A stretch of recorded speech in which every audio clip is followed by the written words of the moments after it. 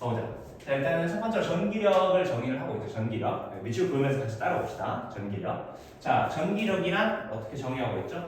전하를 띈 두 물체 사이에서 상호작용하는 힘. 이걸 우리는 일단 전기력이라고 부른다. 그랬을 때 우리가 첫 번째로 정의해야 될 용어는 전하죠. 전하. 전하라는 게 뭐냐라는 거예요. 자, 그랬을 때 전하는 뭐야? 전기 현상을 일으키는 물질의 어떤 고유한 성질값이다라고 얘기를 하고 있죠. 그죠? 밑줄 그으면서 들어가야죠. 자, 우리가 전하라는 건 여기 나와 있지만 고유한 성질이야. 그냥 그 물질이 갖고 있는 어떤 성질 중에 하나야. 오케이? 그래서 이게 왜 있는지 몰라. 그냥 있는 거야. 이걸 미리 받아들이셔야 돼. 그냥 있는 거야. 왜 있는 건지 모른다. 질량이 왜 있는 거야? 이런 물음을 해본 적 있어 없어? 없지. 질량도 그냥 고유한 성질 중에 하나예요. 그냥 있는 거야. 무슨 말인지 알겠죠? 그냥 갖고 있는 거다. 갖고 있는데 크게 두 종류로 나눠져서 갖고 있어요. 양전하와 음전하. 이렇게 크게 두 가지로 분류했을 때 얘네들이 이 성질을 갖고 있다라고 기억을 해주시면 되고, 그 다음에 이 전하라는 개념을 처음으로 이제 발견했을 때 어떠한 현상을 가지고 발견한 거냐를 밑에다 좀 써놨죠. 일단 이제 전기력의 발견이라고 얘기를 하고 있는데, 전기력은 마찰전기, 정전기를 이용해서 일단 전기력을 발견하게 된다라는 거. 사전 지식이니까 좀 기억해 주시면 좋아요. 그래서 사람들이 그냥 뭔가 알게 돼요. 뭘 알게 되냐면 어떤 물체들을 서로 문지르는 거죠. 마찰을 시켜본 거야. 그러니까 고무풍선 같은 거 머리카락에 이렇게 마찰 시켜보면 어떻게 돼? 마찰 시키고 떼니까 갑자기 얘들 사이에 뭔가 힘이 작용하죠. 막 머리카락이 올라가잖아. 그지? 그래서 이거 뭐지? 이렇게 된 거야 처음에. 이거 뭐지? 갑자기 마찰을 했더니 얘들 사이에 어떠한 힘이 작용을 한다는 거죠. 어떤 기운이 느껴진다는 거예요. 그걸 이제 전기라고 이제 표현을 하는 거고. 그래서 일단 기본적으로 이 마찰 전기에 의해서 전기력이 발견이 되었다라고 생각하시면 되고, 그때 밑에는 용어 정리를 하고 있죠. 대전이라는 용어와 대전체라는 용어 정리를 하고 있는데, 일단 이 용어는 기억하셔야 돼요. 전기 시간에 무조건 나오니까. 일단 대전이라는 건 전자의 이동에 의해서 물체가 전하를 띠게 되는 현상, 이런 걸 우리는 대전이라고 불러요. 그러니까 마찰을 시키면 서로 전자가 움직이죠. 그죠? 원래 중성인 애들을 갖고 와. 정기적 성질이 아예 없던 중성인 애들을 갖고 와. 그래놓고 애들 마찰시켜보니까 얘들 사이에 전자가 이동을 하죠. 전자가 한쪽으로 이동하게 되면 중성이었던 애는 전자가 많아지면 양전하를 갖게 돼, 음전하를 갖게 돼? 전자가 많아졌죠. 원래 중성이었는데 균형이 잘 맞았는데 갑자기 전자가 많아져. 음전하를 갖게 되고, 한쪽은 전자를 잃어버리니까 양전하를 갖게 되죠. 그래서 서로 끌어당기는 인력이 작용하는, 전기력이 작용하는 상황을 만들 수가 있어요. 이런 걸 우리는 일단 대전이라고 부른다. 그리고 이 대전에 의해서 전하를 띠게 된 물체를 우리는 뭐라고 부른다? 대전체라고 부른다. 그러한 물체. 그래서 대전과 대전체라는 용어도 정리를 해놔야 돼. 이렇게 문제에서 그냥 나와. 얘가 대전되었다. 여기 나오는데 대전이라는 용어를 모르면 문제를 읽을 수가 없잖아. 그래서 잠깐 용어 정리하는 거예요.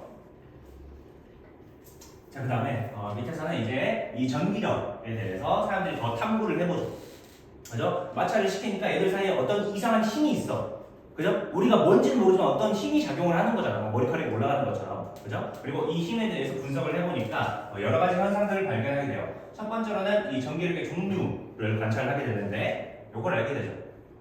같은 전하를 띠는 물체끼리는 인력이 작용해, 청력이 작용해? 청력이 작용한다는 걸 알게 돼요. 뭔 말이야 이게? 플러스끼리는 청력이 작용한다는 얘기야. 플러스 전하끼리는 서로 밀어내는 힘이 작용한다라는 거죠. 그리고 마이너스 전하와 마이너스 전하는 서로 밀어내는 힘이 작용한다라는 걸 과학자들이 알게 되죠. 그 다음에 두 번째로는 반대전하끼리는 무슨 힘이 작용한다? 인력이 작용한다. 아까 고무풍선하고 머리카락하고 똑같은 거야. 플러스 전하와 마이너스 전하를 띠는 물체는 서로 인력이 작용한다라는 걸 알게 되죠. 그리고 얼마만큼의 힘의 크기로, 뉴턴이 정의한 힘의 크기에 따라서 얼마만큼의 힘의 크기로 이 전기력이 작용을 하는가, 이거를 구할 수 있는 방법을 알려준 사람이 쿨롱이에요. 쿨롱. 그래서 이제 전기력의 크기를 구하려면 쿨롱의 법칙을 알아야 되는데, 쿨롱은 이렇게 얘기해요. 전기력의 크기는 이렇게 된대. 그냥 이거 별표 무조건 알아야 돼. 자, 쿨롱의 힘의 크기, 전기력의 크기는 쿨롱에 따르면 얼마? K, 일단 K라는 상수값이 하나 있어요. 쿨롱 상수라고 부르는데, K에다가 R제곱분의 Q1, Q2. 여기서 Q가 먼저에 대해서 밑에서 얘기를 하고 있죠. 자, 일단 Q는 뭘 의미한다? 물체가 갖고 있는 전하량이에요. 전하량. 퀀티티라는 얘기예요. 퀀티티 오브 뭐예요? 그런 거 있죠. 일렉트론 차지, 일렉트릭 차지의 퀀티티, 전하의 양, 어떤 양을 표현하는 거 다 Q라고 표현을 해. 그래서 일단 Q는 전하량을 표현을 하고, 그 다음에 R은 두 전하 사이의 거리를 의미한다 라는 거 기억을 해주시면 돼요. 오케이? 간단하게 뭐 이런 거야. 어떤 플러스 전하를 띠는 물체 하나 갖고 와요. 그 다음에 또 플러스 전하 띠는 물체 하나 더 갖고 와. 얘 전하량은 Q1, Q2만큼이야. 그리고 얘들 사이의 거리가 R만큼 떨어졌다고 가정해보자. 오케이? 자, 그랬을 때 얘는 같은 전하잖아. 같은 전하. 같은 전하니까 서로 끌어당기는 힘이 작용을 해야 돼? 밀어내는 힘이 작용해야 돼? 밀어내는 힘이 작용하겠죠. 청력이 작용할 거야. 이쪽으로 어떤 힘이 작용을 하겠죠. 이 전하는 이 전하를 밀어내고 이 전하는 또 이 전하를 반대쪽으로 밀어낼 거 아니야. 여기까지 할 수 있겠어? 서로 이렇게 밀어내는 상황인데 이때 이 힘의 크기는 어떻게 정의를 하더라? K 곱하기 R제곱분의 Q1, Q2로 정의가 된대. 이때 K에 대해서 잠깐 얘기를 하고 있는데 K는 여기 나와 있죠? 쿨롱 상수라고 부르는 상수값이야. 그래서 굉장히 큰 숫자 중에 하나다 정도만 기억하시면 돼요. 10의 몇 승이지? 그치? 10의 9승이야. 엄청나게 큰 숫자다 이 상수값이. 그 정도만 우리가 직관적으로 기억을 해주시고, 그리고 이 힘의 크기가 어떻게 정의된다? 이 힘의 크기는 이제 R제곱분의 쿨롱 상수에다가 Q1, Q2 만큼의 크기를 곱해주시면 이걸 뉴턴 값으로 정의할 수 있다는 얘기야. 우리가 힘의 단위는 뭐였죠? 뉴턴이었잖아. 그죠? 이 뉴턴이란 단위로 맞추기 위해서 이런 상수값이 필요한 거야. 단위 뉴턴으로 맞춰줘야 됩니다. 오케이? 그래서 상수값을 떼어줬다 라고 생각하시면 되고, 이제 요 얘기를 하다 보면 옆에 있는 만율력에 대한 얘기를 하게 되는데, 이 만율력 얘기를 하는 이유는 뭐냐면 이 쿨롱이 실제로 내가 이 전기료의 크기를 이렇게 정의한 이유는 만율력 법칙을 보고 이렇게 정의하게 되었다라고 얘기를 해요. 오케이? 왜냐면 뉴턴의 이 만율력 법칙이 대표적인 역제곱 법칙이에요. 역제곱 법칙. 거리의 제곱분의 몇 이렇게 하잖아. R 제곱분의 몇. 오케이? 그래서 이런 역제곱 법칙을 보고 이걸 이용해서 아이디어를 착안해서 쿨롱이 이런 쿨롱 법칙을 만들었다고 해요. 그래서 일단 만율력 법칙을 잠깐 살펴보고 이 특징하고 거의 똑같아. 그래서 이걸 잠깐만 살펴볼게요. 우리가 아는 거니까. 자, 일단 중력의 종류는 당연히 뭐다? 인력이죠. 만율력이랑 중력이랑 똑같은 용어라고 생각하시면 돼요. 오케이? 자, 그 다음에 그 중력의 크기는 뉴턴이 정해줬죠? 얼마만큼이래? F는 G 곱하기 R 제곱분의 M1, M2로 정의된다. 여기서 M1, M2는 뭘 의미해?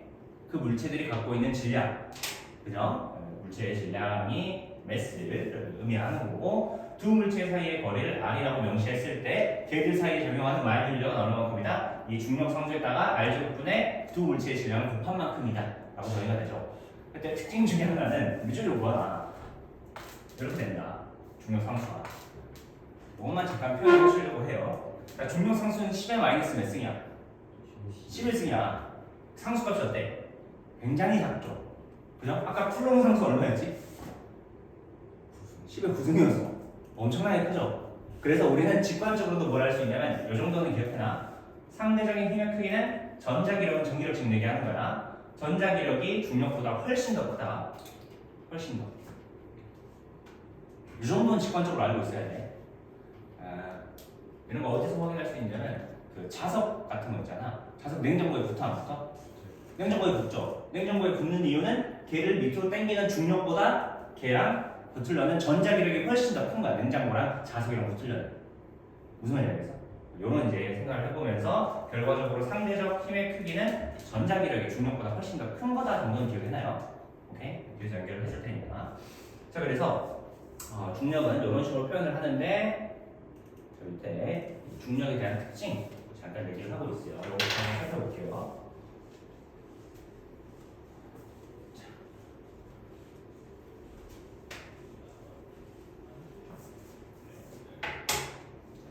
자, 이렇게 중력이 작용하는 상황을 한번 봐보면, 자, 일단 중력을 생각할 때 별표잖아. 작용 반작용 법칙을 항상 생각하면서 이런 중력을 생각을 해주셔야 돼요. 전기력을 생각할 때도 똑같이 생각을 해줘야 돼. 일단 봐봐. 일단 작용 반작용 법칙 뭔지 알죠? A가 B에 힘을 작용하면 B가 A의 그 힘과 크기가 같고 방향이 반대인 힘을 작용을 하죠. 오케이? 그때 이 힘을 어떻게 한다? 여기 별표잖아. 즉각적으로 작용한다라고 얘기를 해요. 즉각적으로 작용한다. 그러니까 얘가 작용하는 순간 얘도 바로 작용하는 거죠. 오케이? 자, 지금 보면 M1인 물체하고 M2인 물체가 있어요. 얘네들 사이에는 질량이 있으니까 서로 당길 거 아니야.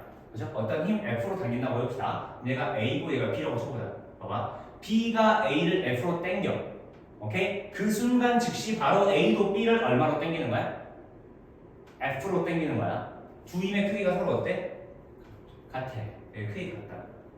크기가 같다. 네, 방향이 반대인 거 다들 알 테니까. 오케이? 얘네가 즉각적으로 작용한다. 하나 기억을 해두시고, 이에 따라서 이러한 상황도 만날 수가 있죠.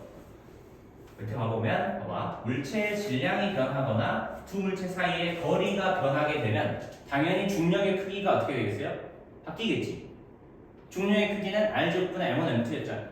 이렇게 정했잖아. G 곱하기 R제곱분의 M1, M2로 정의가 됐어. 그러면 질량이나 거리가 바뀌면 당연히 중력의 크기가 달라질 거야. 그때 너희들이 바로 인식을 해야 되는 건 뭐냐면 두 물체 사이에 작용하는 중력의 크기가 달라지는 거야. 같이 달라요. 같이. 같이 그렇죠.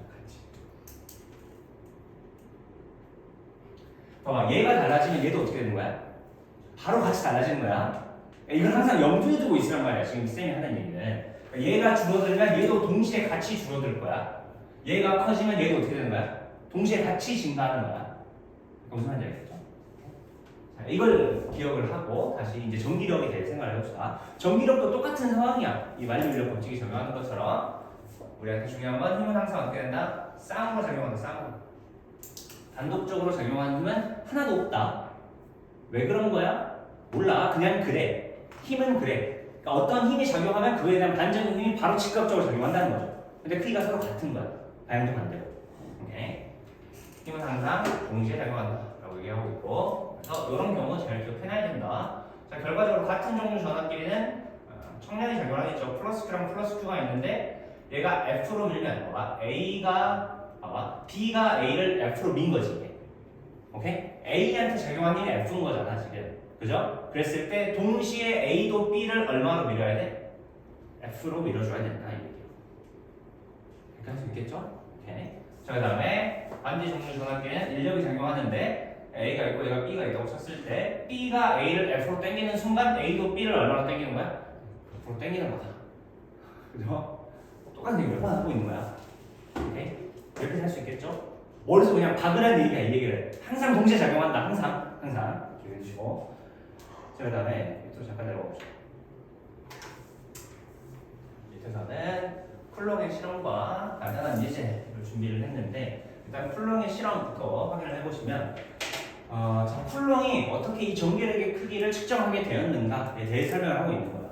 오케이? 자, 그랬을 때, 우리가 쿨롱 같은 경우는 이 비틀림 저울을 이용해서 전기력 크기를 측정했다 정도 기억을 해주시면 되고요. 잠깐 확 때려볼까요? 확 때려보면 봐봐. 여기 나와 있잖아. 지금 여기 B이지, B. 여기 B. 자, B는 얘는 고정된 친구야, 고정. 얘를 고정시켜놔. 고정. 얘는 고정을 시켜놓고 여기 이제 비틀림 저울을 하나 갖고 오는 거야.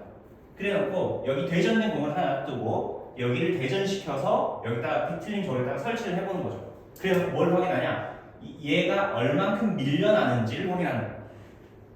그러니까 무슨 말인지 알겠어? 얘가 많이 밀려나네. 얘가 이렇게 확 도는 거야. 많이 밀려나면 밀려날수록 어떻게 된 거야? 둘 사이에 청력이 큰 거야, 작은 거야? 더 큰 거겠죠. 청력이 작으면 어떻게 돼? 많이 밀려나, 안 밀려나? 안 밀려날 거 아니야. 오케이? 이에 따라서 결과적으로 전기력 크기를 알아내게 되고, 여기서 우리가 알고 있어야 되는 건 이 전기력의 크기가 쿨롱이 생각한 건 이 비틀림 저울이 비틀리는 각도랑 비례한다 라는 걸 이용해서 전기력 크기를 측정하게 돼요. 그래서 이 정도만 정하시면 돼요. 그러니까 얘가 많이 비틀리면 비틀릴수록 얘들 사이의 전기력 크기가 어떻게 된다? 크다 이 말이야. 이렇게 할 수 있겠니? 이 정도만 정하시면 돼요. 얘가 2배가 되면 얘도 몇 배 돼야 돼? 2배가 되더라 라는 거죠. 오케이?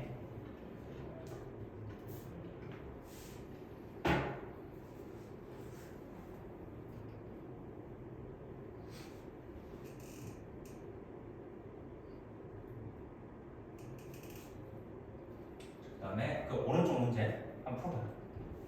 오른쪽.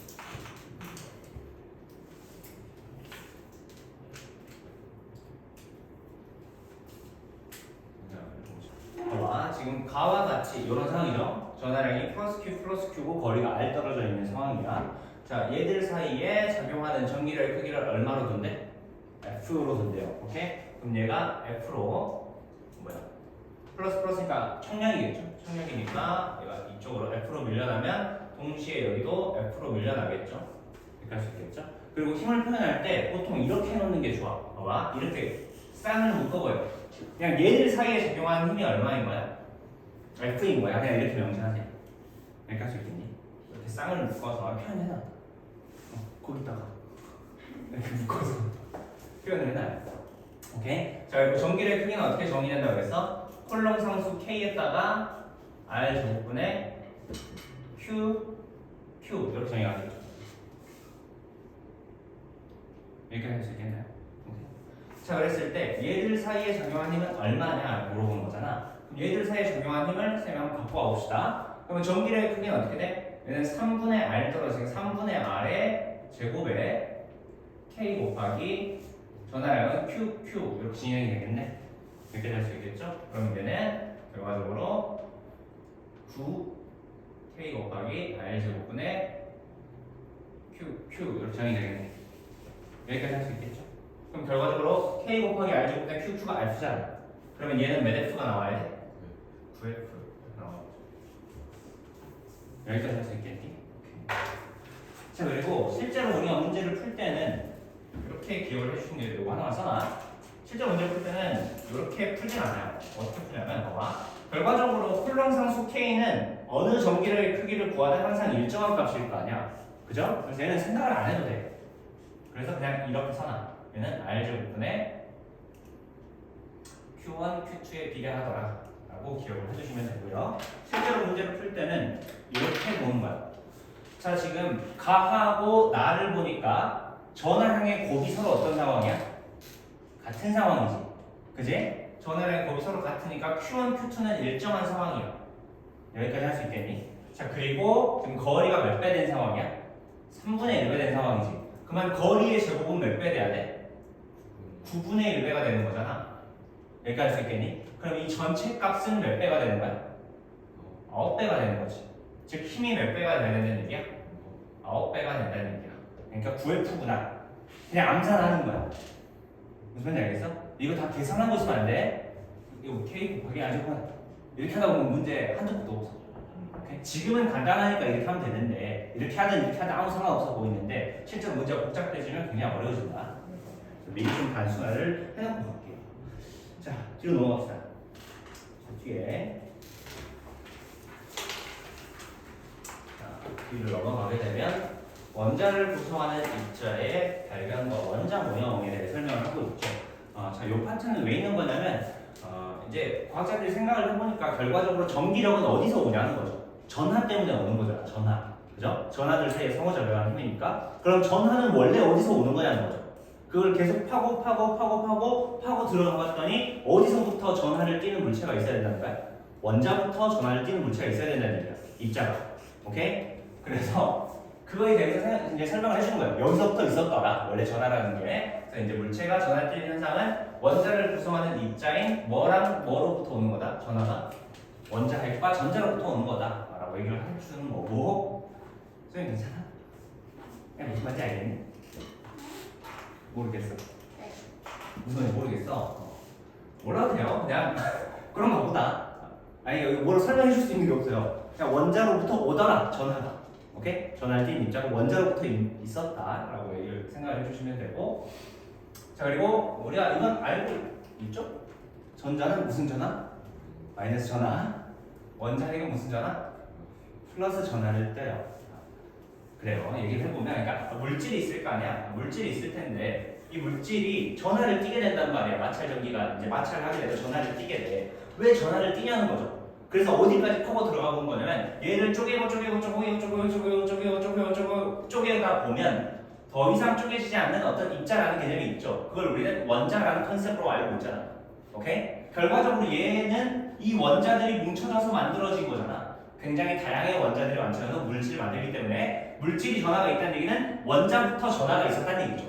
여기까지 이해가? 오케이? 그리고 이 원자 안에 존재하는 전하를 띤 입자들을 우린 사실 알고 있어요. 어렸을 때부터 배웠으니까. 이런 거 배웠잖아. 우리가 원자는 뭐랑 뭐로 구성이 돼 있어? 원자핵과 전자로 구성이 돼 있다 이렇게 얘기를 하죠. 그리고 얘네들이 무슨 전화인지 알고 있어. 얘는 플러스고 얘는 마이너스인 거. 모르면 지금 알면 돼. 그렇대. 오케이? 그렇대. 그리고 뭐 이런 것도 알고 있잖아. 보통 얘는 양성자랑 원자핵은 중성자로 이루어져 있잖아. 그죠? 이 원자핵이 플러스 전화를 띈 이유는 양성자가 무슨 전화이기 때문이야? 플러스 전화. 중성자는 전화가 있다 없다? 없어.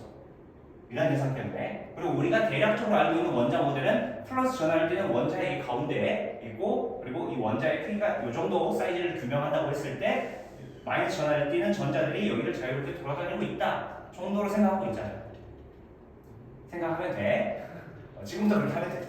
오케이? 이 정도 컨셉이에요. 그래서 이제 이런 전자와 원자핵은 어떻게 발견이 된 거냐부터 이제 역사적으로 좀 설명을 하겠다라고 얘기를 하고 있는 거야. 네. 자, 그래서 하나씩 한번 봐봅시다. 어떻게 발견이 됐는지 생각을 해보면 일단 뭐 원자를 구성한 입자에 대해서는 방금 얘기했듯이 이렇게 돼 있어요. 이렇게 돼 있다. 자, 그랬을 때 이 원자를 구성하는 입자 중에 가장 첫 번째로 발견이 된 건 뭐냐면 전자예요. 전자. 이렇게 하나 적으시고 전자. 전자를 제일 먼저 발견을 했다. 누가 발견을 하죠? 톰슨이라는 사람이 발견할 거야. 어떤 실험을 통해서?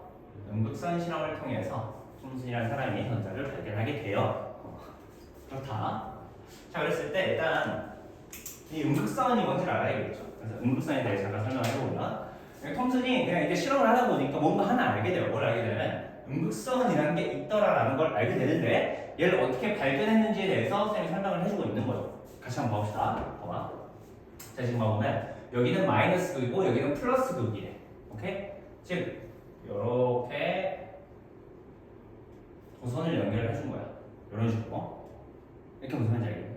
오케이? 그리고 여기 보면 가운데가 뚫려 있는 상황이에요. 가운데가 뚫려 있는 상황. 자, 이 상황에서 여기 전류를 걸어줘요. 전압을 걸어줘요. 전압을 걸어주면 여기 전류가 흐를까 안 흐를까? 전류 흘러 안 흘러? 안 흘러. 안 흐르지. 도선이 연결이 안 돼 있는데 전류가 흐를 수 있어 없어? 없어. 여기 끊겨 있잖아. 이렇게 끊겨 있는 거야. 지금. 여기랑 도선 연결 안 되면 전류 흘러 안 흘러? 전혀 안 흘러. 그래서 당연히 전류가 안 흐르는 상황이었겠지. 근데 톰슨이 갑자기 이상한 짱구 같은 실험을 해요. 갑자기 여기 전압을 엄청난 고전압으로 걸어주는 거야. 전압을 계속 높여보는 거야. 혹시나 전류가 흐를까? 뭔가 이상한 게 나올까? 계속 전압을 높여보는 거야. 그러다가 어느 순간에 전압에 해당하니까 어느 역치값을 넘어가니까 갑자기 여기서 뭔가 빵 하고 품어져 나와요. 레이저가. 갑자기 레이저가 팡 하고 품어져 나가서 이 뒤에 유리벽에 닿아서 반짝반짝반짝 빛이 나는 거야. 이게 무슨 말인지 알겠니? 왜 그런지 몰라. 그냥 톰슨도 해보니까 그래. 여기다가 도선을 연결 안 해놓고 판때기 두 개를 설치를 하는 거죠. 그래갖고 전압을 굉장히 높여보니까 갑자기 여기서 뭔가 팍 하고 레이저가 나간다는 걸 알게 돼. 오케이? 레이저가 삥 하면 촥 나가잖아. 이런 것처럼 레이저가 팡 하고 나가. 오케이? 이렇게 무슨 말인지 알겠니? 그래서 톰슨이 이거 보고 나서 무슨 생각이 들었어요? 무슨 생각이 들었을 것 같아? 아니 뭐지? 이런 생각이 들었을 거 아니야. 너희들도 그럴 것 같지 않아요? 생각해보세요. 아 별로 그냥 그런가 보다 할 것 같아요. 아니 딱 보고 뭐야? 갑자기 고전압을 걸어주니까 내가 모르는 무언가가 갑자기 레이저 빔이 빵 나오는 거잖아. 이 새끼 뭐지? 이런 생각이 드는 거야. 이 새끼의 정체를 알아보자. 그래서 해보는 게 뭐야? 이거 음극선 실험이에요. 그래서 해보는 게 음극선 실험이에요. 이건 뭐지? 그러니까 안 그랬으면 좋았을 텐데 꼭 굳이 그걸 해요. 과학자니까 뭐지? 얘가 뭐지? 이런 생각 해보는 거죠. 음극선 실험들 하나씩 살펴보시면 봅시다.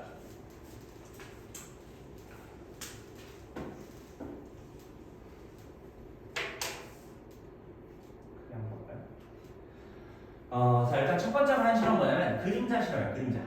그림자 실험. 자 그림자 실험 뭐냐면 봐봐. 아까 플러스고 마이너스가 있는데 여기 음선이 팡하고 뿜어져 나오잖아. 그죠? 음선이 팡하고 뿜어져 나오는 이 한 가운데다가 이런 십자가 모형을 하나 준비를 하는 거야. 십자가 모형. 십자가 모형을 준비해 놓고 이 뒤에서 어떻게 형태가 나올지 확인을 해보는 거죠. 확인을 해봤더니 이 십자가 모형을 뺀 나머지에서 형광이 발생한다라는 걸 알게 돼요. 여기까지 할 수 있겠네. 이걸 우리가 단순하게 뭐라고 하냐면 그림자가 진다라고 표현하는 거예요. 그림자가 진다. 그래서 이걸 그림자 실험이라고 얘기해요. 이게 무슨 말인지 알겠어? 오케이. 자 이걸 통해서 톰슨이 알아낸 건 이제 교재에서는 이렇게 설명을 하죠. 음극선의 직진성을 확인을 했다. 직진성을 확인했다. 직진성. 자, 그래서 이제 직진성의 의미가 무엇인가에 대해서 잠깐 생각을 해보면, 이제 특수상대성 이론 할 때 한번 설명을 했을 거야. 뭐라고 설명했냐면, 고전역학 관점에서는 우주에 있는 모든 것은 파동 아니면 입자로 구분한다고 그랬었잖아. 기억나죠? 파동 아니면 입자로 구분을 할 거야. 근데 이 파동과 입자를 구분할 때 대표적으로 얘를 구분할 수 있는 현상 중에 하나가 뭐였죠? 회절이라는 거예요. 회절. 그죠? 회절이 가능하면 파동이야, 입자야? 파동이라고 했죠. 회절이 가능하면 파동, 회절이 불가능하면 입자라고 해서 강의 듣고 와야 돼. 자, 회절이라는 게 뭐였죠? 넘어가는 현상을 의미한다고 했잖아. 그래서 이런 소리 같은 음파는 밖으로 퍼질 수가 있어. 저기 교무실에 쌤들 있잖아. 쌤이 엄청 세게 부르면 어떻게 돼? 쌤 들려? 그죠? 근데 쌤이 이거 던져서 저 사람들 맞추려고 하면 맞아 안 맞아? 절대 안 맞죠. 넘어가는 현상이 불가능해. 있잖아. 오케이? 그걸 우리는 회절이라고 부른다. 넘어가는 현상. 자, 그랬을 때 톰슨이 확인한 건 뭐야? 결과적으로 여기 그림자가 진다는 거죠. 그림자가 진다는 건 대표적인 입자성을 의미하는 거야. 얘가 넘어가는 현상이 일어나 안 일어나? 안 일어나. 얘가 넘어갔다면 이 그림자가 안 생기잖아. 그죠? 얘가 넘어가지 못하니까 그림자가 생겼다는 거고, 결과적으로 음극선은 회전하지 않는다라는 걸 알게 된 거죠. 회전하지 않는다면 파동이야, 입자야? 입자라는 거죠. 결과적으로 일단 첫 번째 이 음극선의 정체성을 확인하는 순간이야. 얘는 파동이냐 입자냐? 둘 중에 뭘로 판명된 거야? 입자로 판명이 된 거죠. 이 음극선을 구성하는 놈은 분명히 입자다라는 거죠. 그걸 우리 이미 전자라고 알고 있는 거고, 전자는 뭐다? 입자라는 거죠. 일단. 이 설명을 하는 거예요. 음극선 실험은. 첫 번째 그림자 실험은. 자, 그리고 나서 톰슨이 한 번 더 의심을 하죠. 확실히 입자인가? 한 번 더 증명을 할 거예요. 그게 뭐냐면 바람개비 실험이에요. 바람개비 실험. 자, 우리가 입자라면 당연히 뭐가 존재해야 되냐면 질량이 존재해야 돼요. 입자는 질량이 부여가 되어 있으니까. 오케이? 그래서 제가 질량이 있는지 확인하는 실험인데, 봐봐. 음극선이 이렇게 빵 하고 뿜어지는데 이 사이에 뭘 놔두죠? 바람개비. 실제로 후 하고 불 수 있는 바람개비를 하나 놔둬요. 그래놓고 이 바람개비가 돌아가는지 관찰을 해봤더니 바람개비가 돈다라는 걸 알게 돼요. 바람개비가 돈다는 건 뭘 의미하죠? 이 음극선이 바람개비한테 힘을 작용한 거죠. 그죠? 힘을 작용해서 바람개비의 운동량을 변화시켰다는 얘기잖아. 그럼 여기서 우리가 알 수 있는 건 바로 이 음극선이 힘을 발휘할 수 있는 어떤 거라는 거야. 근데 알고 있죠? F는 뭐지? mA잖아. 힘이 지금 0이 아니라는 거잖아. 힘이 0이 아니라는 거죠. 힘을 발휘했다는 거죠. 그럼 질량도 뭐가 아니어야 돼? 0이 아니어야 되죠. 가속도도 0이 아니어야 되죠. 그렇죠. 그렇다.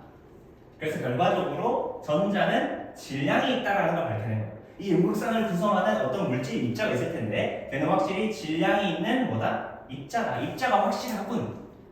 한 번 더 명쾌하게 해설을 하고 있어요. 교수님.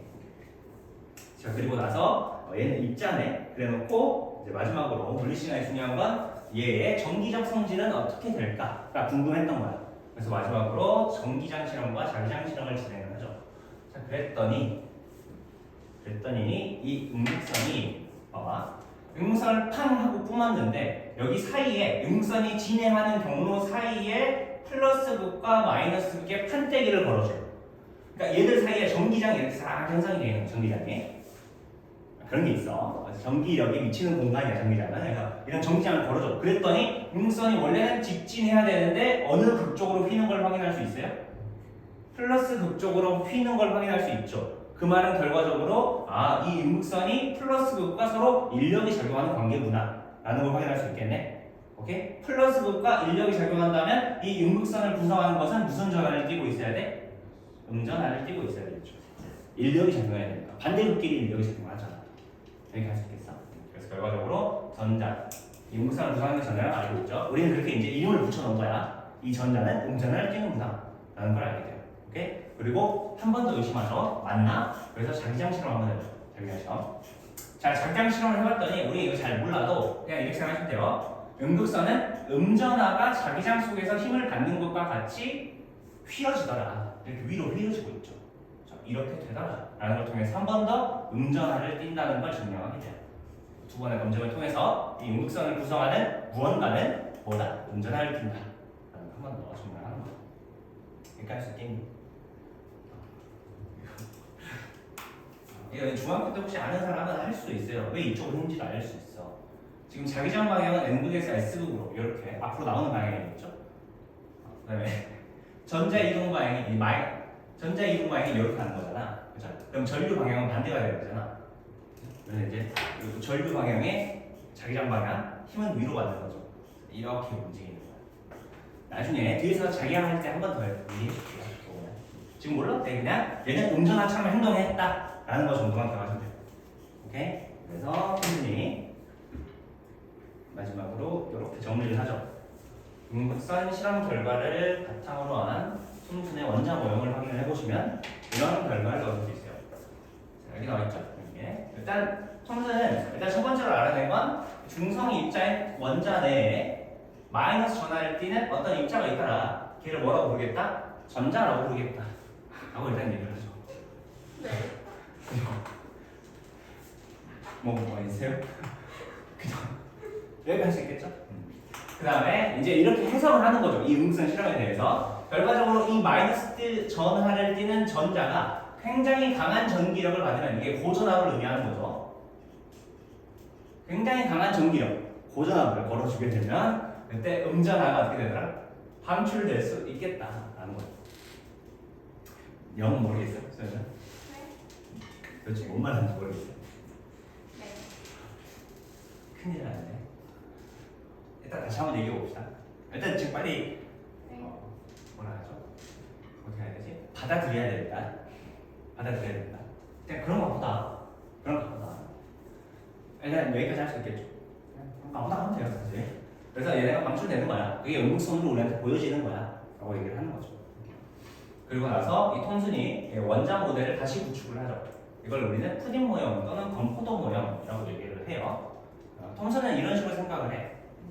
원자라는 게 굉장히 말랑말랑한데 원자라는 게 아까 보면 물질을 쪼개다 보면 더 이상 쪼개지 않는 어떤 입자가 있죠. 그걸 우리는 원자라고 부르는데 걔는 실제로 엄청 말랑말랑할 거야 라고 얘기를 하고, 그 다음에 얘가 중성 입자라는 건 이미 알고 있었어요. 왜냐면 전기장이나 자기장 속에서 진행 방향이 틀어지지가 않아. 그냥 원래 그대로 가던 대로 가. 즉 전기장이나 자기장에서 영향을 받아 안 받아? 안 받는 거죠. 그럼 원자는 중성 입자라는 얘기입니다. 오케이? 중성 입자인데 이 안에 뭐가 들어있는 거야? 마이너스 전하를 띠는 어떤 입자가 있다는 거죠. 오케이? 근데 얘는 중성이어야 되잖아. 그럼 당연히 그 사이사이에 뭐가 분포해야겠죠? 플러스 전하. 마이너스 전하를 상대시킬 플러스 전하가 필요하겠죠. 그래서 모형이 이런 식으로 짜져요. 이런 식으로 짜집니다. 봐. 자, 여기는 마이너스 전하가 있어요. 이걸 이제 푸딩 알갱이에 비유해서 생각을 해주시면 돼요. 푸딩 알갱이에 비유해서. 그러니까 푸딩이 이렇게 있으면 안에 알갱이들 막 박혀있잖아. 안쪽에도 박혀있고. 오케이? 그게 이제 전자일 거다. 이런 애들이 일단 이런 식으로 형태가 되어 있다는 거죠. 그리고 그 사이사이에 플러스 전하가 있을 텐데 여기 하나 써놓자. 이 플러스 전하는 균등하게 퍼져 있다. 이렇게 생각을 하겠다. 마이너스 전하를 상쇄시켜야 되니까 아주 균등하게 퍼져 있을 거야 라고 생각하는 거죠. 자, 이런 상황에서 이제 톰슨의 응선 실험을 생각을 해보면 이 푸딩 알갱이처럼 박혀있던 어떤 알갱이들이 있는 거야. 푸딩 알갱이들이 있는데 얘네가 엄청난 힘을 받으면 어떻게 하나씩 팡팡팡 튀어나가는 거예요. 무슨 말인지 알까요? 그게 이제 우리한테 응선을 관찰이 된 거야 라고 얘기를 하는 거죠. 이렇게 할 수 있겠죠. 뭐야, 괜찮아? 그래서 이렇게 기억을 해주시면 되고 이런 식으로 전자를 발견했다 라고 생각하시면 돼요. 건포도 모형이라고 부르는 이유는 원래 유럽 사람들이 빵을 많이 먹잖아. 빵에 박힌 건포도를 이제 푸딩 알갱이랑 똑같이 생각을 하는 거예요. 그래서 이제 이름을 이런 식으로 부르기도 한다. 기억해 주시면 되고요. 두 번째는 이제 가볍게 원자핵 발견에 대해서 배워볼 텐데, 원자핵을 발견한 사람은 러더퍼드예요. 톰슨의 제자로서 이제 나중에 연구실 나와요. 원래 톰슨 교수 밑에 러더퍼드가 교수실 들어갔다가 사이가 좀 안 좋은 일이 있어요. 그래서 밖으로 나와서 이제 실험을 다시 하게 되죠. 그게 이제 알파 입자 산란 실험이라고 부르는 건데, 일단 여기서 우리가 알파 입자라는 게 뭔지 알아야 돼. 그래서 이제 알파 입자를 정의하는데, 알파 입자는 2의 4의 헬륨 2 플러스 헬륨 원자핵을 의미를 해요. 우리는 이렇게 알고 있어. 근데 러더퍼드가 실제로 이 실험을 할 때는 얘가 헬륨 원자핵인지 몰랐어요. 이 알파 입자라는 게 그냥 굉장히 플러스 전할 때는 굉장히 무거운 입자다라는 것 정도를 알았다라는 것 정도 기억을 해두시면 돼요.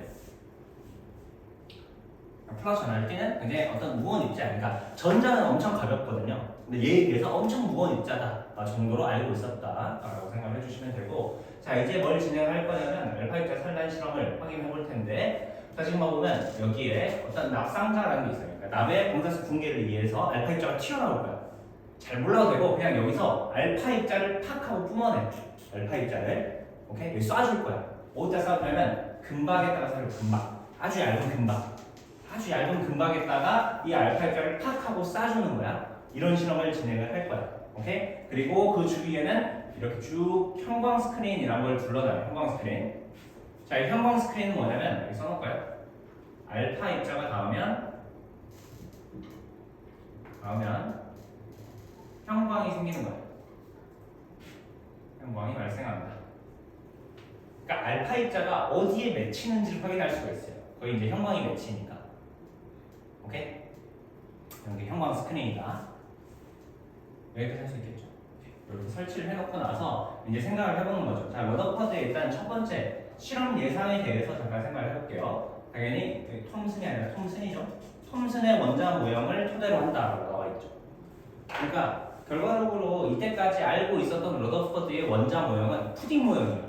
말랑말랑한 푸딩. 원자들은 푸딩이야, 푸딩. 푸딩들이 있는데, 봐봐. 이 금박은 뭘 의미하는 거냐면 푸딩들을 한 판을 쫙 깔아놓은 거야. 푸딩들을 이렇게 쫙 설치해놓은 거, 원자들. 그래놓은 상태에서 알파 입자가 굉장히 무거운 입자라고 했잖아. 얘를 팍 하고 쏘는 거야, 이 푸딩 쪽으로. 그러면 생각해봐. 실험하기 전에 러더퍼드도 이런 생각이 있었을 거 아니야. 톰슨 우리 스승님에 따르면 여기 푸딩들이 이렇게 쫙 깔려 있잖아. 푸딩들이 깔려 있는데 여기다가 알파 입자라는 굉장히 무거운 입자를 때릴 거야. 총알을 쏘는 거랑 비슷해. 총알이. 푸딩 한 판이 있는데 총알을 팡팡팡 쏴. 그럼 어떻게 되겠어? 푸딩에 박힐 것 같아? 아니면 푸딩을 뚫고 나가버릴 것 같아? 당연히 뚫고 팍 나가버리겠지. 그러니까 무슨 말인지 알겠니? 푸딩이 한 판이 쫙 깔려. 상상해봐. 푸딩이 쫙 깔려있어. 총알을 쏴. 그럼 당연히 뚫고 지나갈 거 아니야, 내가. 이렇게 무슨 말인지 알겠니? 그래서 처음에 이거 실험을 하기 전에는 당연히 이렇게 생각하고 있어요. 자, 내가 알파 입자를 이렇게 쏴주면 여기 금속들이 금원자들이 있을 거 아니야, 금박이. 오케이? 얘네들 어떻게 되겠다? 그냥 뚫고 이렇게 지나가겠다. 이런 식으로 팡팡팡 다 뚫고 지나가겠지 이렇게 생각을 하는 거야. 그러면 실제 이 실험 결과, 예상을 통한 실험 결과는 어떻게 나와야겠어? 알파 입자를 쏴주면 얘가 팡팡팡 다 뚫고 지나가서 여기서 형광이 발생을 해야겠죠. 여기서만. 여기까지 할 수 있겠니? 이렇게 될 거라고 처음에 생각을 하고 실험을 해보는 거죠. 실험을 해봤더니 실제로도 거의 다 여기서 형광이 발생을 해요. 일단 한번 써놓을게요. 여기 써놔. 자, 대부분의 형광이 발생을 해요.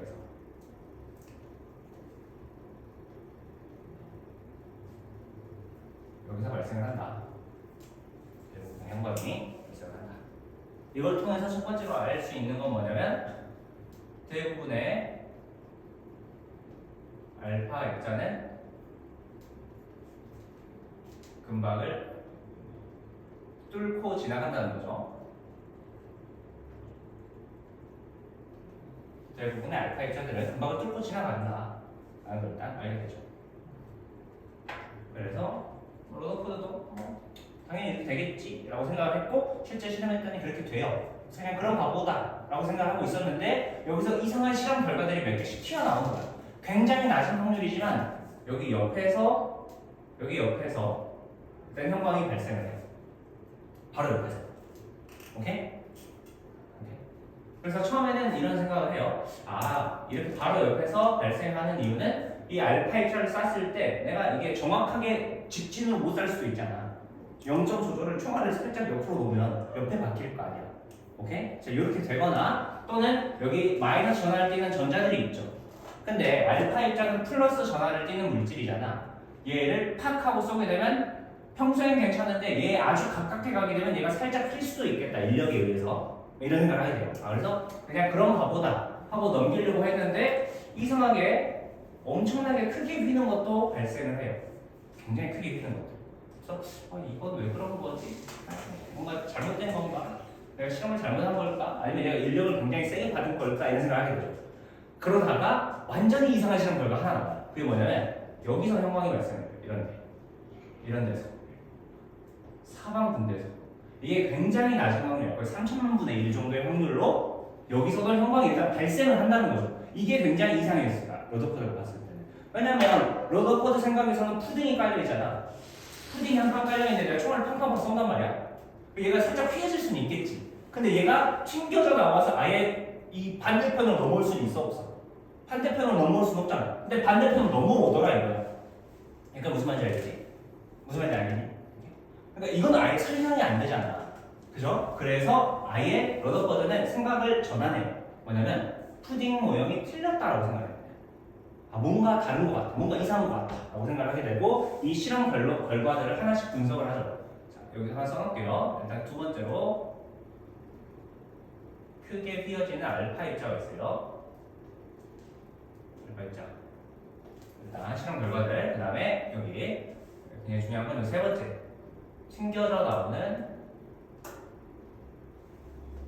알파 입자가 있어요.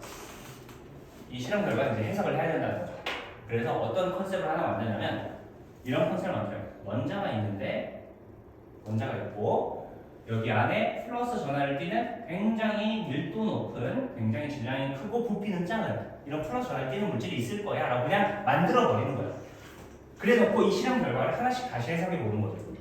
오케이? 아이디어를 하나 만들었다는 얘기야. 아이디어를. 그리고 이제 음극선 실험에 따라서 전자들이 여기 고르게 분포돼 있어.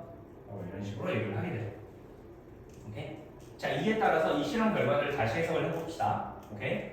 자, 일단 대부분의 알파 입자들은 금박을 뚫고 지나간다 그랬잖아. 이걸 통해서 이렇게 원자의 컨셉을 잡아요. 원자 내부는 대부분 빈 공간이다. 이렇게 일단 컨셉을 잡아요. 좀 써놔. 써놓자. 정리해놔야 나중에 또 볼 거 아니야. 그래서 첫 번째 실험 결과. 일단 다 뚫고 지나간다는 거죠. 그냥 다 지나가버려, 알파 입자들. 그래서 그냥 원자는 원래 다 빈 공간으로 되어 있나 보다. 거의 다 빈 공간인가 보다. 이렇게 생각하게 되고요. 자, 그 다음에 이 튕겨져 나오는 알파 입자를 통해서 알게 된 건 우리가 원자핵이라는 컨셉을 하나 만들었잖아, 러더퍼드가. 그죠? 그랬을 때 이 원자핵은 굉장히 밀도 높은 입자다. 이렇게 컨셉을 적어요. 굉장히 밀도 높은 입자다.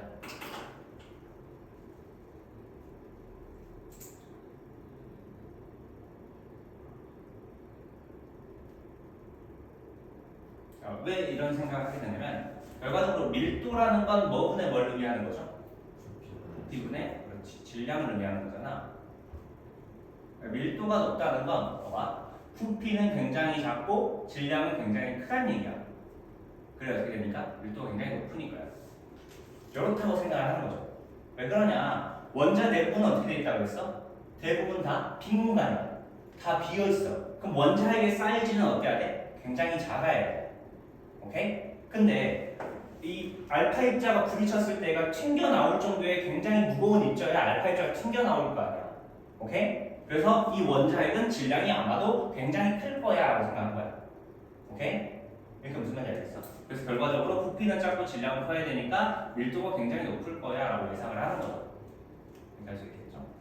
해주시면 되고. 자, 그리고 이제 마지막 크게 휘어지는 이런 알파 입자를 해석할 때는 이 원자핵에 전하를 부여해요. 어떤 전하를 부여하냐? 플러스 전하를 부여하는 거죠. 전하를 뜬다.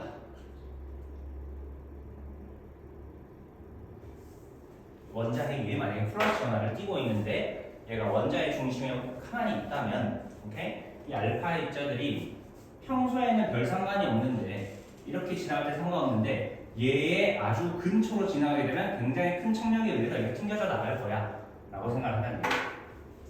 이렇게 할 수 있겠어. 그러면서 경로가 굉장히 크게 빌 수 있어. 그래서 얘한테 플러스 전하를 부여하죠. 그래서 이런 원자 모델을 만들고 이에 따라서 만들어진 원자 모델이 알파 입자 산란 실험을 통한 러더퍼드의 원자 모형, 행성 모형 이렇게 하나 쳐두시고 행성 모델을 보완하더라. 결과적으로 이제 톰슨이 생각하고 있던 톰슨의 생각은 뭐였어? 마이너스 전자들이 막 푸딩 알갱이처럼 골고루 이렇게 박혀 있는 거죠. 박혀 있고 플러스 전하가 있긴 한데 얘네들은 공간에서 균등하게 펴져 있다 그랬잖아. 기억나? 오케이? 근데 러더퍼드가 이 인식을 아예 깨트린 거잖아. 이 균등하게 퍼져 있던 플러스 전하들을 한 곳에 모아버려요. 그래야 얘가 크게 휘어질 수 있으니까 알파 입자가. 오케이? 그래서 얘를 한 곳에 모았어요. 이렇게 한 곳에 모은 상태에서 생각을 해보니까 뭔가 이상하다는 걸 알게 돼요. 뭐가 이상하냐면 봐봐, 가운데 플러스 전하를 띠는 입자가 있죠. 그 다음에 마이너스 전하를 띠는 입자도 있단 말이야. 따로 존재해. 그럼 얘네들은 플러스 마이너스 서로 뭘 받아? 인력을 받을 거 아니야. 그럼 인력을 받으면 이 전자들이 어떻게 돼? 이쪽으로 붙어버리겠죠. 플러스 전하 쪽으로 붙어버릴 거 아니야. 그럼 어떻게 돼? 원자가 붕괴되겠죠. 원자의 사이즈 자체라는 게 없잖아. 원자가 엄청 작은데 말이 안 되잖아. 그래서 어떤 생각을 하게 되면 요런 상황이 아마 이런 거 아닐까. 플러스 전하를 띠는 이 원자의 가운데 있고 마이너스 전하를 띠는 전자가 있고 얘네들은 충분히 인력을 갖고 있어. 그런데도 일정 거리를 유지하려면 얘네들이 계속 돌고 있으면 돼. 돌고 있으면. 오케이? 계속 얘들을 원운동하고 있지 않을까라는 생각을 하게 되죠. 그래서 이걸 우리는 뭐라고 부르냐면 행성 모형이라고 해요. 행성 모형. 태양이 있는데 이 주위에 지구가 있죠. 그죠? 지구가 서로 인력 작용해야 작용 안 해? 작용하고 있잖아. 만일 인력이 작용하고 있는데도 어때? 얘는 붙어 안 붙어? 안 붙어. 우리가 태양으로 빨려 들어가지 않잖아. 빨려 들어가지 않는 이유가 뭐야? 우리가 원운동하기 때문이죠. 원운동하면서 원심력과 구심력이 합점을 이루는 합력이 0이 되는 상황을 계속 만들고 있으니까 어떻게 되는 거 계속 돌 수 있는 거잖아. 이런 상황들을 아마 얘네들도 구성하고 있는 것 같다라고 생각하는 거죠. 그래서 지금 봐보면 원자 중심에 플러스 전하를 띤 밀도 높은 일단 원자핵이 존재를 할 거고 이 플러스 전하를 띤 원자핵을 중심으로 전자들이 공전을 하고 있을 거다라고 생각하죠. 공전하는 얘기는 원운동 하는 얘기야. 이렇게 하고 있으니까 얘가 안 붙고 있을 거야 라고 생각합니다. 얘가 무슨 말인지 이렇게 해주시면 되고, 그래서 만들어진 이 모델이 행성 모형이다.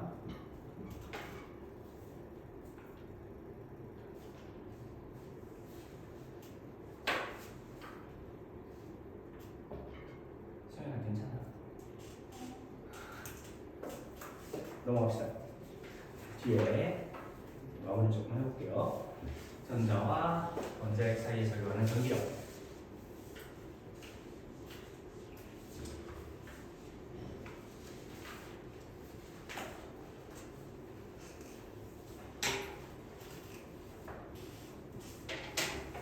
자 일단은 이 파트에서는 쌤이 설명하고 싶은 거는 원자핵이 있고 전자가 이렇게 주위를 돌고 있잖아. 이러면서 얼마큼 이제 안정적으로 돌고 있겠죠. 왜 이렇게 안정하게 돌고 있고 얘네들의 가까울 때는 더 빨리 돌아야 얘네들이 멀 때는 천천히 돌고. 그러니까 이런 것들이 왜 그럴까에 대해서 잠깐 설명을 해주려고 해요. 자 그랬을 때 첫 번째로는 요 얘기부터 해봅시다. 자연스러운 현상과 안정성과 에너지를 설명을 하고 있어요. 이걸 엮어 설명을 한번 해볼 텐데. 자 일단 자연스러운 현상이란 우리가 연력 이법칙 때도 한번 해봤죠. 그죠? 가만히 놔두면 알아서 진행되는 현상이에요. 오케이? 가만히 놔두면 알아서 진행되는 현상. 일단 이러한 현상의 특징에 대해서 알고 있어야 되는데 봐봐. 내가 물체 얘기했잖아. 이렇게 가만히 놔두면 어떻게 되죠? 어떻게 돼? 떨어지죠. 무조건. 이렇게 가만히 놔두면 떨어진단 말이야. 우리가 아무것도 안 해도 얘는 자연스럽게 어떻게 돼? 떨어지게 돼 있어요. 오케이? 얘가 왜 떨어지냐를 우리가 안정성 측면 그리고 에너지 측면으로 생각을 해볼 텐데, 자 이런 자연스러운 현상이 일어날 때는 기본적으로 물체가 불안정한 상태에서 안정한 상태로 진행을 하게 돼요. 그냥 그래 받아들이셔야 돼요. 자연스러운 현상이란 뭐다? 불안정한 상태에서 어떤 상태로 진행을 하는 거야? 안정한 상태로 진행을 하는 거야. 오케이? 자 그리고 이걸 에너지 측면으로 살펴보면 에너지가 무슨 상태? 높은 상태. 불안정한 상태는 에너지가 높은 상태야. 오케이? 생각해봐. 선생님 이렇게 하면 별로 에너지가 안 높아 보이잖아. 안 불안정하죠? 선생님 막 이렇게 올려두면 에너지가 굉장히 불안정할 거 아니야. 무슨 말이야? 뭔 말이야?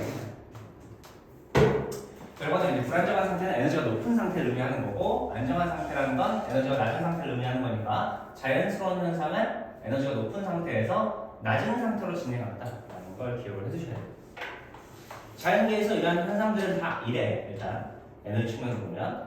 자 그랬을 때 이걸 통해서 인력이 작용하는 어떤 물질들 간의 거리에 따른 안정성과 에너지를 비교를 해보려고 해요. 인력이 작용하는 친구들. 대표적으로 뭐 자석 같은 거 있잖아. N극과 S극이 있어요. 얘를 가만히 놔두면 어떻게 되죠? 가만히 놔두면 붙으려고 하죠. 계속 그냥 가만히 놔두는데 붙을 아무것도 안 해도 얘는 되게 어떻게 하려고 그래? 붙으려고 그래. 그럼 결과적으로 얘는 자연스럽게 붙으려고 한다는 거죠. 자연스럽게 가까이 가려고 해. 오케이? 자, 일단 자연스러운 현상은 뭐야? 인류학이 적용하는 물질들과는 가까이 가려고 하는 게 자연스러운 현상이죠.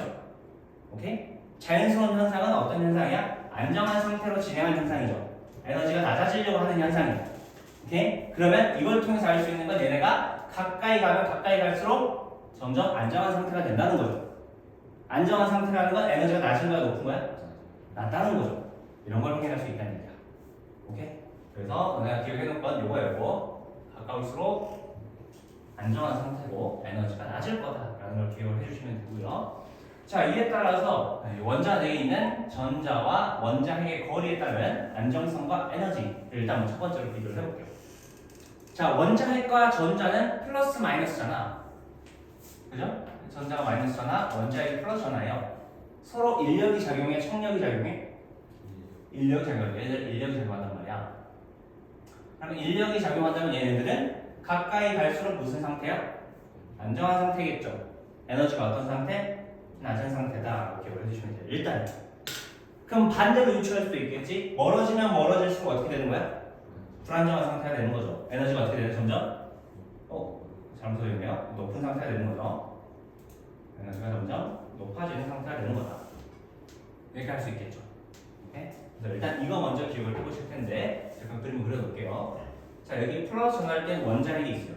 자, 원자핵을 중심으로 이 궤도들이 전자들이 움직이는 어떤 특정한 구역을 하나 설정을 해놓고, 자, 이런 식으로 한번 부여를 해볼게요. 자, 여기가 1번, 여기가 2번, 여기가 3번. 얘는 이렇게 오는 동, 얘는 이렇게 오는 동 하는 거야. 얘는 이렇게 가까이 오는 동, 더 멀리 오는 동, 더 멀리 오는 동 하는 거야.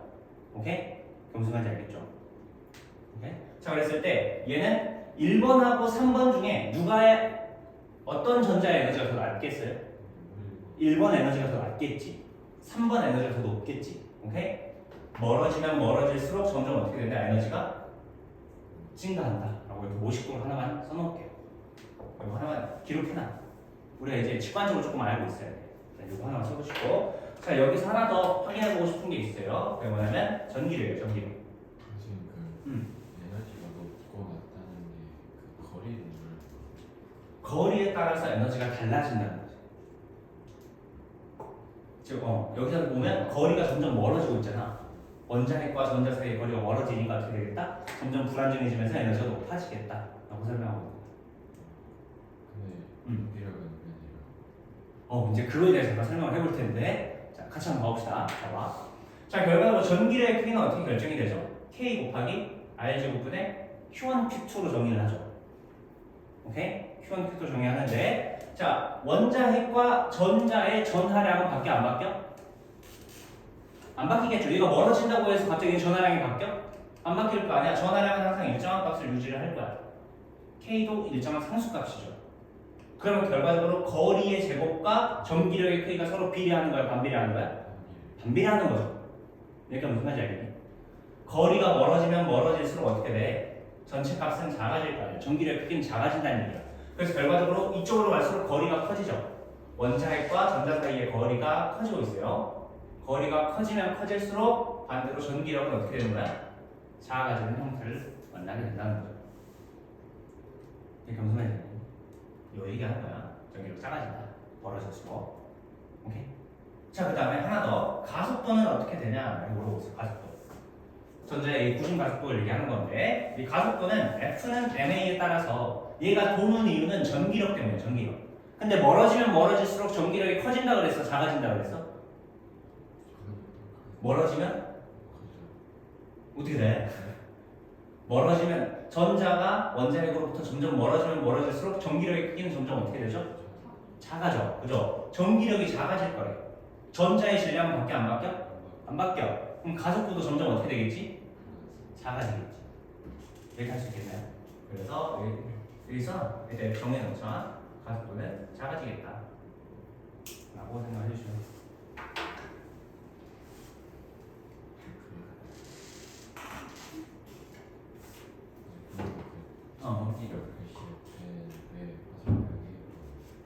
가까울수록은 전기력이 커지겠지. 반대로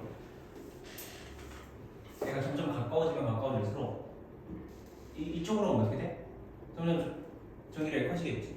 가까워지니까. 가속도도 어떻게 될 거야? 커지겠지. 그지? 근데 가까울수록 에너지는 어때? 더 낮겠지. 이렇게 될 거 아니야. 그러니까 가까울수록 여기는 멀수록이니까.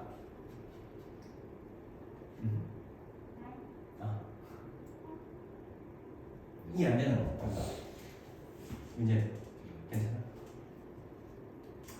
자, 그래서 나중에 이렇게 생각을 해볼 수 있어요. 결과적으로 멀어질수록 가속도가 작아진다 그랬잖아. 그 말은 멀리 있는 거는 이렇게 돌아.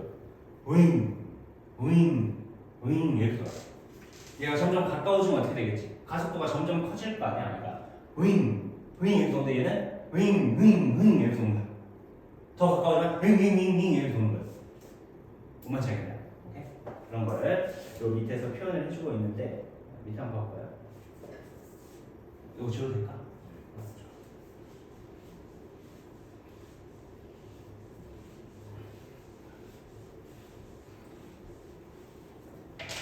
자, 이러한 관계들을 여기 보면 에너지 깔때기 모형으로 정리를 하기도 해요. 이런 식으로 이제 표현하기도 해요. 실제로 이제 이렇게 생긴 건 아니지만 깔때기처럼 이렇게 비유를 하는 거야.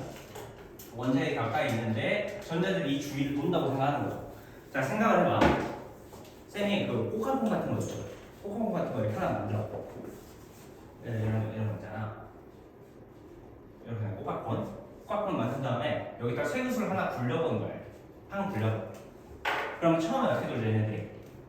싱, 싱, 싱, 싱, 싱, 싱, 싱, 싱 이렇게 하잖아. 뭔 말인지 알겠지? 그러니까 멀리 있을 때는 어떻게 돼? 이렇게 싱, 싱 돈단 말이야. 근데 점점 가까이 갈수록 어떻게 돼? 더 빨리 도는 거죠. 오케이? 이러한 형태를 표현하는 게 이런 에너지 깔때기 모형이에요. 오케이? 그래서 결과적으로 얘는 멀리 있을 때 여기 하나만 더 써놓자. 한번 더 복습. 에너지는 점점 어떻게 돼? 작아진다. 멀리 가면 얘는 에너지 커지죠. 에너지 점점 커진다. 멀리 갈수록. 그리고 전기력의 크기 소유는 어떻게 돼? 멀리 갈수록 전기력의 크기는 작아져요. 가속도는 작아져요. 같이 작아지는 이런 꼴을 만나게 된다. 기억을 해주시면 돼요. 할 수 있겠죠? 자, 그 다음에 세 번째 원자는 첫 번째 전자 교육과정상 얘기를 해야 돼요. 그래서 얘기를 해보면 결과적으로 이 원자 내에 전자는 이 원자 핵에 붙잡혀 있다는 얘기예요. 오케이? 뭐에 의해서? 전기력에 의해서 붙잡혀서 일정 범위 안에서 속박된 형태다라고 얘기를 하고 있죠. 오케이? 그래서 얘네가 처음에는 엄청 빨리 돌다가 점점 느리게 돌아요. 에너지가 높아지면서 점점 느리게 돌다가 어느 정도 수준의 에너지를 받게 되면 얘가 팡 하고 탈출해버릴 수 있어요. 오케이? 근데 그 전에는 여기 안에 묶여있는 형태죠.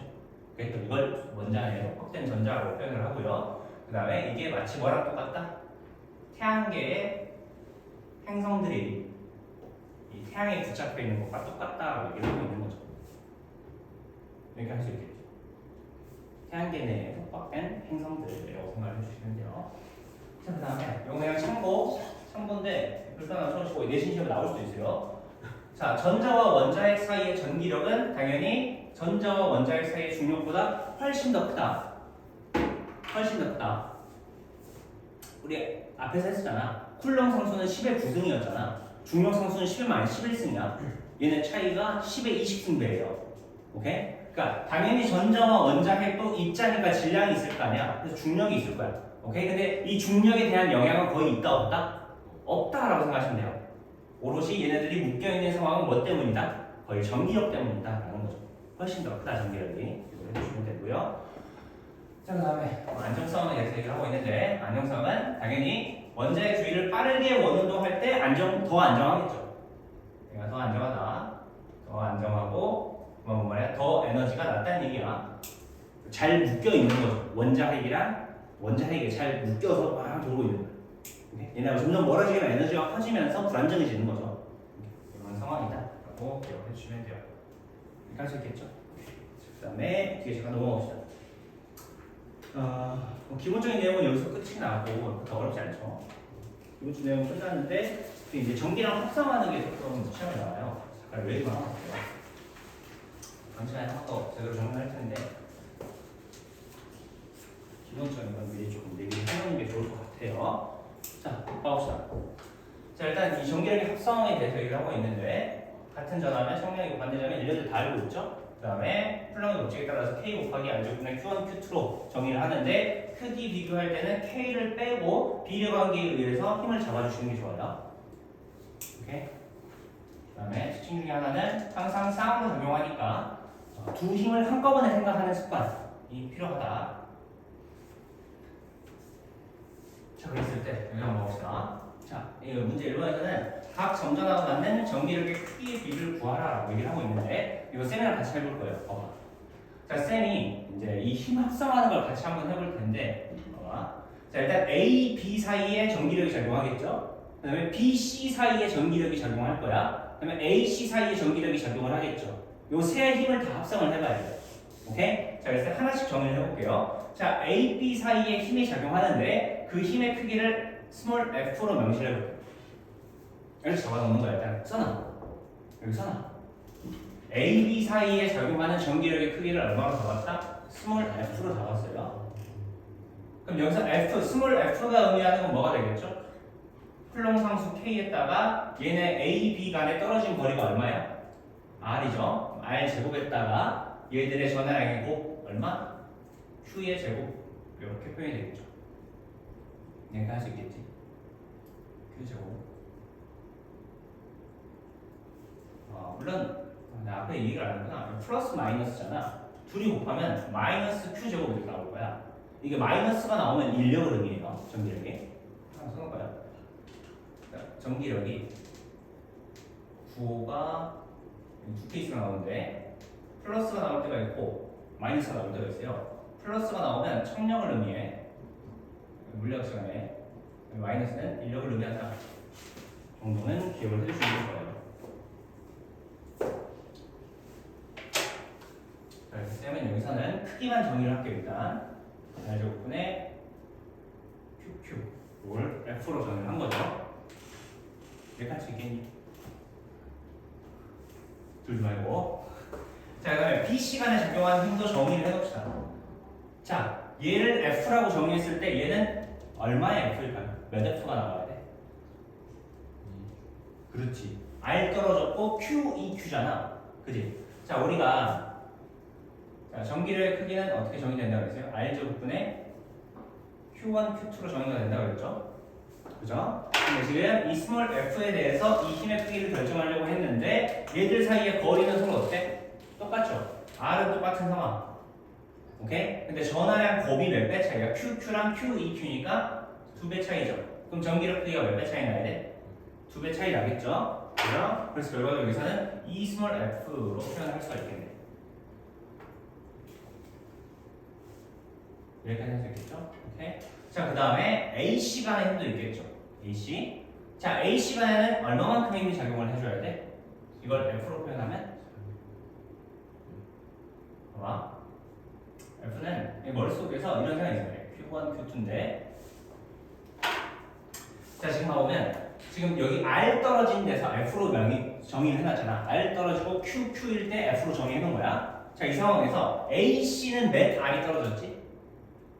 2R 떨어지잖아. 그죠? 그럼 R 제곱은 4R 제곱이겠지. 그지? 결과적으로 얘는 몇 배 된 거야? 4배 된 거야. R 제곱이. 오케이? 자, 그 다음에 여기서는 QQ였지. 근데 이번에는 Q, 몇 Q? EQ. 그럼 얘는 몇 배 된 거야? 2배 된 거지. 그럼 이거 나눠주면 결과적으로 몇 배 돼야 돼? 얘는? 2분의 1배가 되는 거죠. 아, 그럼 얘는 몇 F 나오고 2분의 1F 나오고 이렇게 적어줘야 돼. 2분의 1F. 소리 나니까 무슨 얘기?